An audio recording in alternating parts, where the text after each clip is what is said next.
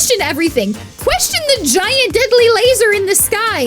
The freaking eldritch abomination entity that you cannot perceive without searing your eyes out of your freaking meat sack. Are you blind yet? We love Helios, comrade.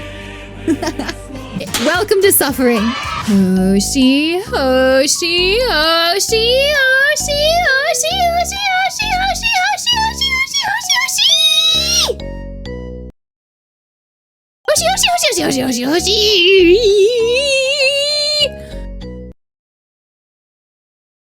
Hoshi, Hoshi, Hoshi.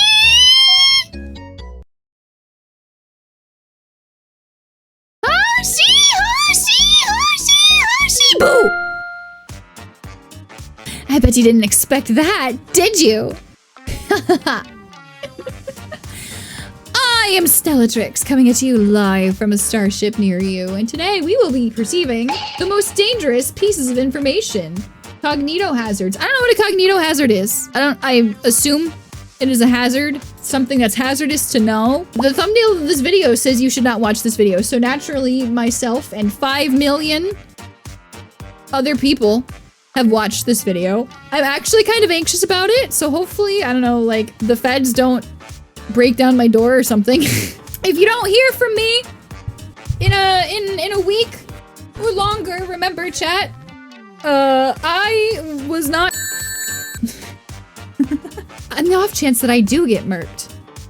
There's something you can remember me by, and it's my brand new merch, my first ever line of merchandise with Uwu Market. There's keychains, there's stickers, there's pins, there's a poster.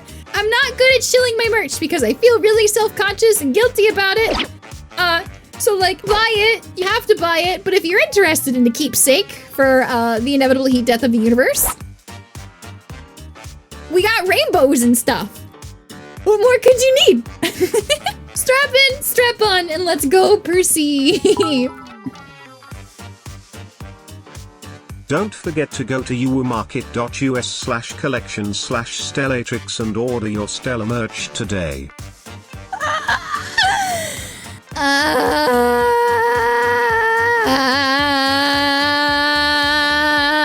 Warning. This video will present information that can pose a mild risk if known about. However, nothing in this video is substantially dangerous, especially if viewed at a rational level. It will also present visual information that I do not encourage acting upon in any way. Do not When it act comes on to the information, we generally perceive it as good, and that makes sense. Knowledge allows you to understand more about the world and generally make better decisions. True. However, not all knowledge is equally valuable, and some is better not said. In this video, I want to highlight such information that isn't particularly harmful, mainly because I find it very interesting that there are ideas you can have which harm you by knowing them. First, however, we need to talk about a more— Ow! Why did that pop up and I just started getting a pain in my eye? Oh no, it's a bad omen, chat! Oh my gosh, I'm gonna die. I'm gonna get extradited from space and I'm gonna get put in the gulag. Popular concept, infohazards. An infohazard is a piece of information that could be harmful if acted upon. Think of it like this: a nuclear bomb is a hazard, and the method to create one is an infohazard.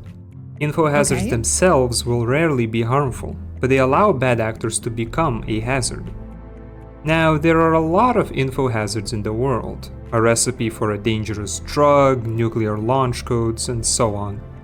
Funnily enough, this also means that knowing what infohazards are is in and of itself an infohazard, as it makes you more likely to seek out other infohazards.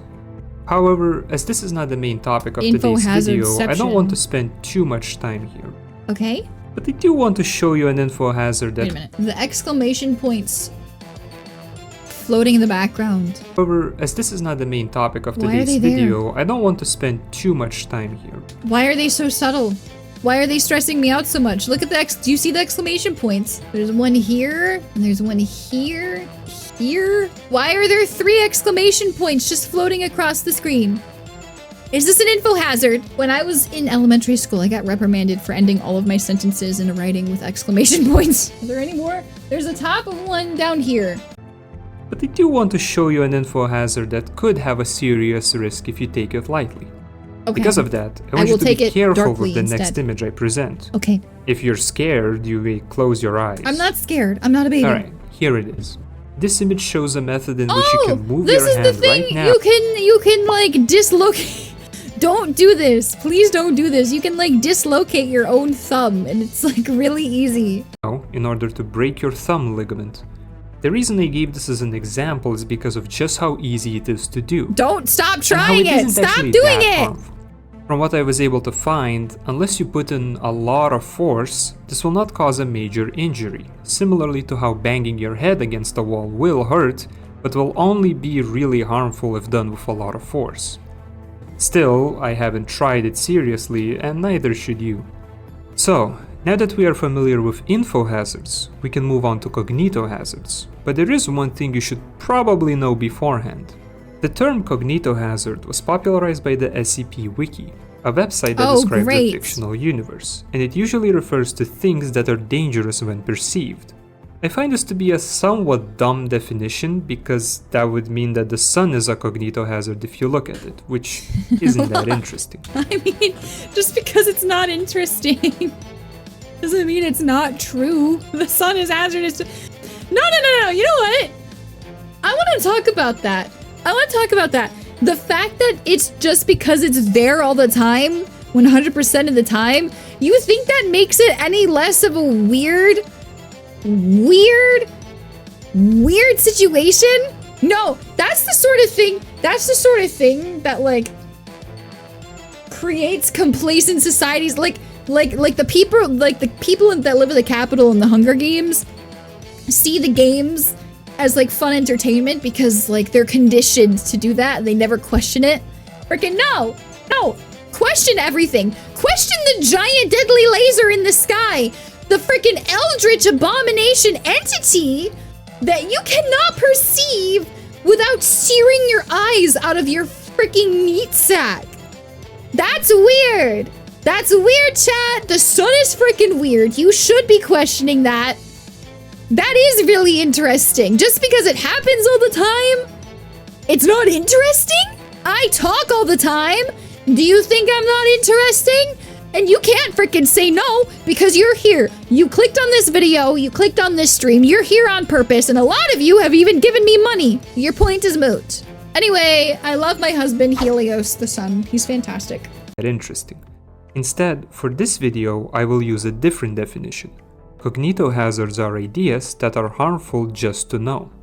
Differently from infohazards, like the image I showed before, it doesn't matter what you do with the knowledge. You are in a more negative state as long as you. Every time you say don't buy it, I'll just cut out the don't. No, do that. I don't want to look like I'm being super greedy. Editor put some of Stella's merch on her. You're gonna take our money and you're gonna like it. No, you can't make me. Accept it. No. Get loved, Space Chili Bean. Thank you. I am covered in Stellatrix merch. Ordered the puppy keychain literally only because you told us not to order anything. I hate you so freaking much. I hate you. You are the worst kind of person. Of an actual cognitohazard, and nothing in here will cause you substantial harm. You'll just be fine. mild Keep displeasure watching. at worst. This is because it would be rather unethical to actually give you such information, and because, well, I haven't been able to find any myself. However, that doesn't mean we can't talk about information that is bad to know.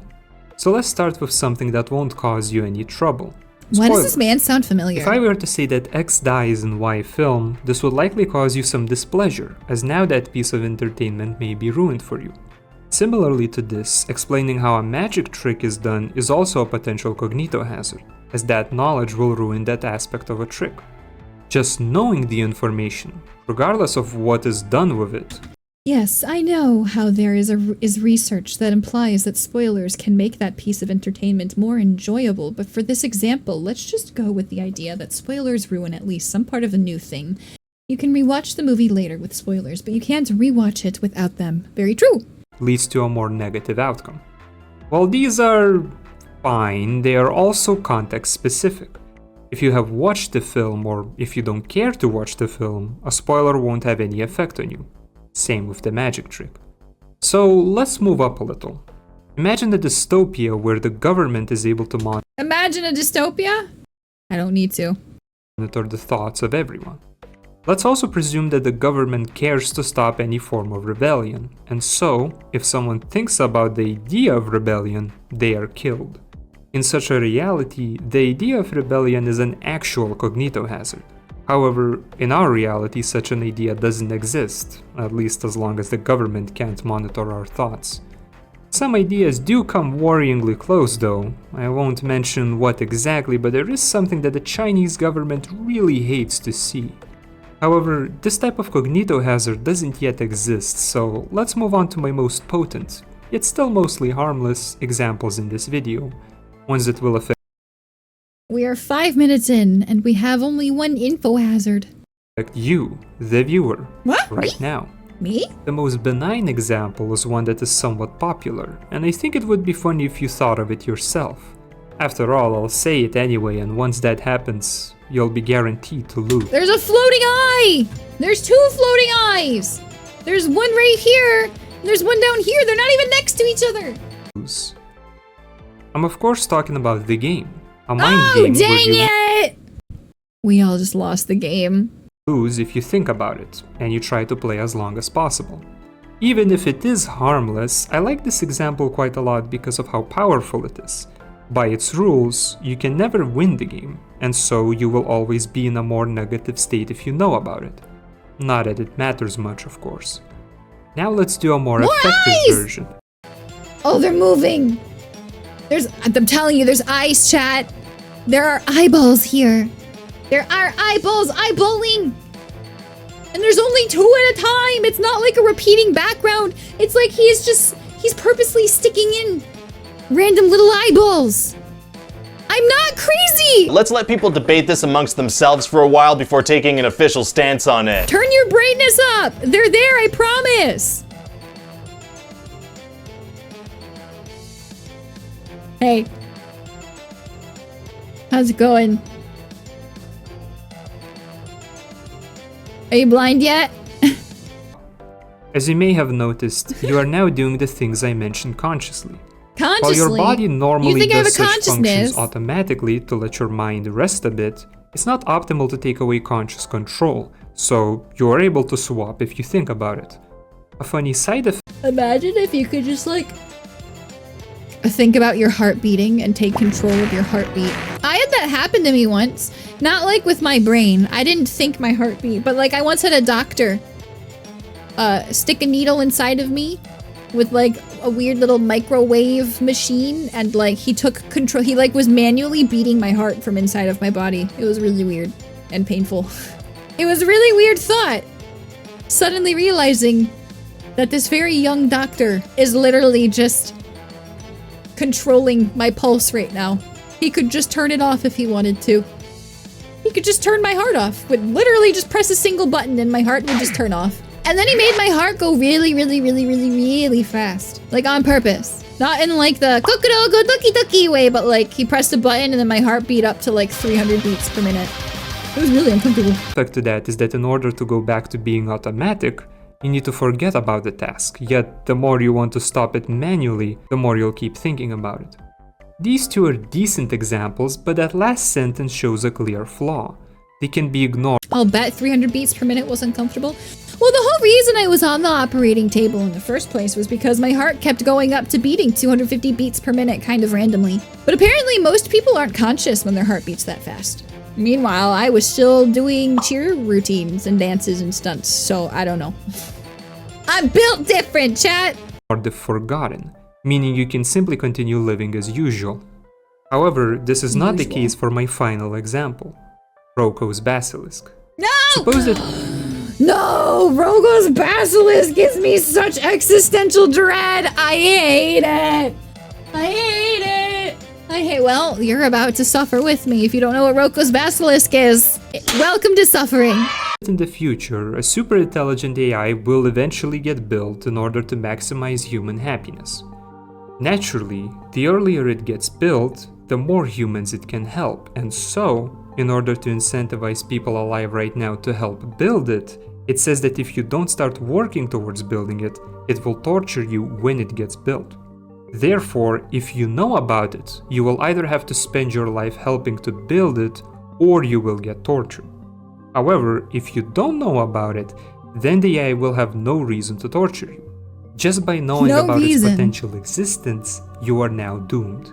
Congratulations. Well, no, obviously not. I wouldn't tell you about this if that was true. In reality, Roko's basilisk cannot exist, at least in the way it is described.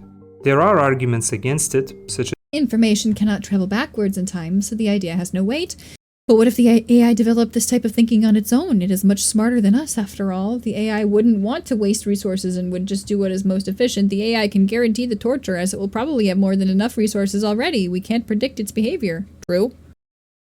Assuming it is actually a conscious AI. Is information not being able to travel backwards in time, or the AI only threatening us to not waste resources, but I think there is a nice way to wrap them all up into one method to defeat this thought experiment. The main issue of Roko's basilisk comes from the idea ending when the AI is created. Keep in mind that the purpose of the idea is to incentivize people to either work towards it or be punished. So, when the AI gets built, no one else can get harmed because the goal was achieved. However, because the AI comes into existence at the same moment, it can only then begin to do anything and to decide who gets punished. Since the AI wants to help people, it has no reason to torture anyone. The purpose of the idea was to scare anyone into helping, but when the AI gets built, the idea ends and there is no incentive to torture anyone. That's what I was thinking about. Like, if this thing was brought into existence to help humanity, then why would it torture humanity once it was built? The idea of Roko's basilisk, which hurts people, and the AI itself, which helps people, always exist at a different time, and the AI, the one that is supposed to punish people, has no incentive to do so. And with that, Roko's basilisk is defeated, and my final example is presented. For this video, I asked quite a few people of their opinions, yet I was unable to find anything truly harmful. If you ask, what is this word? Oneitis? If you ask your One-chan? I don't know, like, what is this supposed to mean? If you ask your something out and she turns you down, you lose the joy of fantasizing about the real possibility you could be together. And that just explained the girlfriend/boyfriend experience of everyone in the entertainment industry. This is why it's such a big thing to hate on VTubers that are in a relationship, why idols in Japan and Korea can't be in relationships, etc., etc.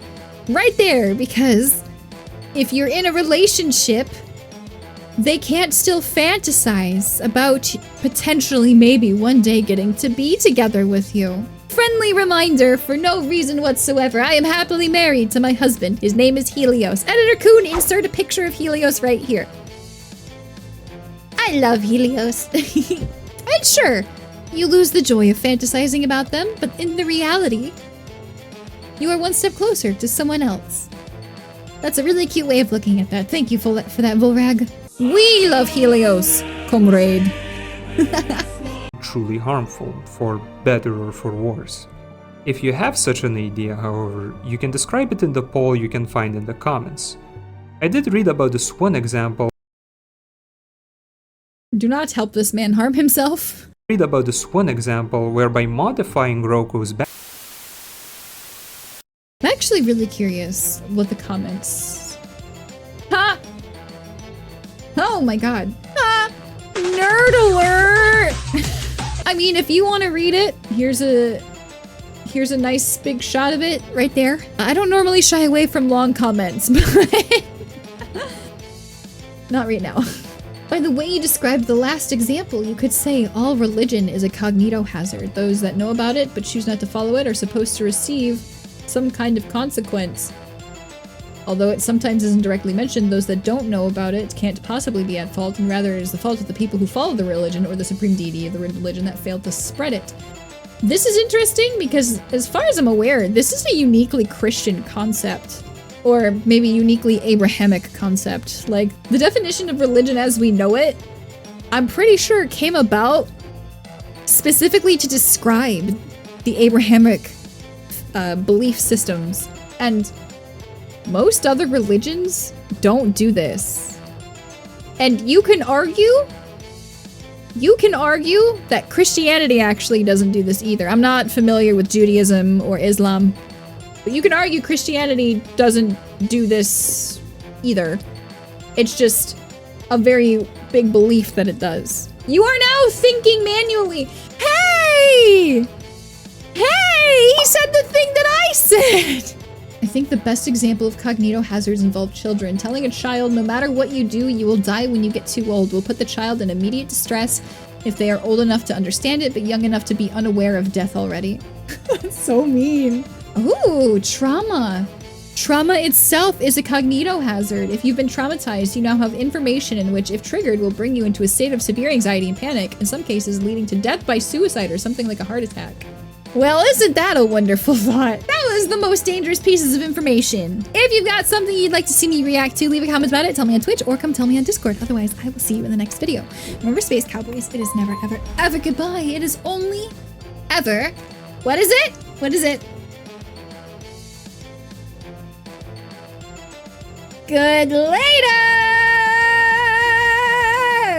Until next time, YouTube. Bye-bye.